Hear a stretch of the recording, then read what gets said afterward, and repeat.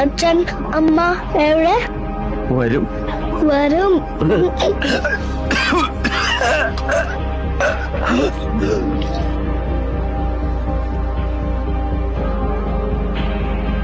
സാറേ, നമുക്കിവനെ അങ്ങ് തിരികെ കൊണ്ടുപോയാലോ?